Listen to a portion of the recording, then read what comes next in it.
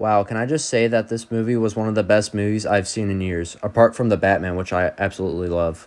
This review will be somewhat short because I have honestly nothing to complain about.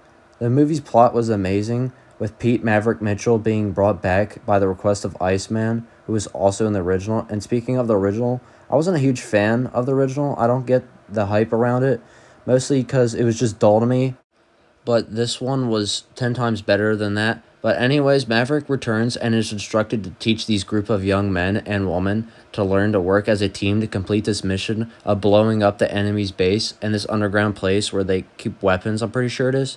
And throughout the whole movie, the bad guys are just referred to as the enemy. Their country isn't mentioned, which I guess is to make it available globally. The movie, that is. And the son of Goose, who is played by Miles Teller, codenamed Rooster, was so good in this, and Maverick, played by Tom Cruise, were the best parts of this movie, and also the training that they had to go through, and that these weren't CGI but actual practical effects, just made the movie so much better. And Tom Cruise is insane for the amount of stunts he does on his own. This movie was, as people agree, which is not woke and is very traditional, and that is very rare for Hollywood. And not to get political, but anyways, the love relationship was much better than in the first one.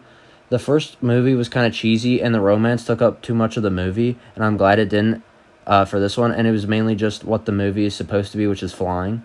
The beginning scene for this movie is probably the best thing I've seen in a movie really ever. There's not too many times when a movie comes out and they do something that no other movie has ever done before, and the intro to this had my heart racing, and it was just such a good movie overall, and definitely a must-see.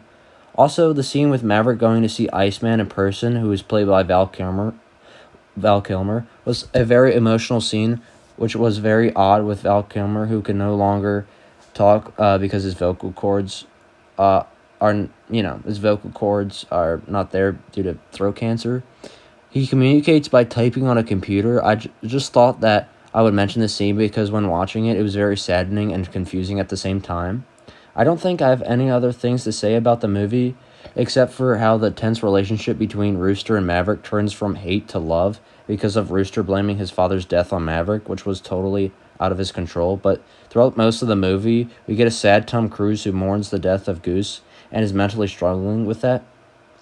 The last thing I want to talk about is the ending, which some movies really have a problem with, and I wouldn't say ruin it, but they make me not very pleased and destroy the whole storyline that was building up. But this movie totally just makes it through all the way, and the part where Maverick gets shot down and Rooster comes to save him, even though he was ordered not to, and them having to hijack an old plane, which is the ones used in the original, and they dogfight their way out of it, is just amazing.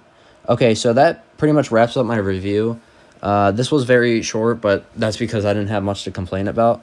I would rank this movie a 9 out of 10, maybe 9.5. This movie was just so good. That's basically it. Thank you for listening, and please like and subscribe, and goodbye.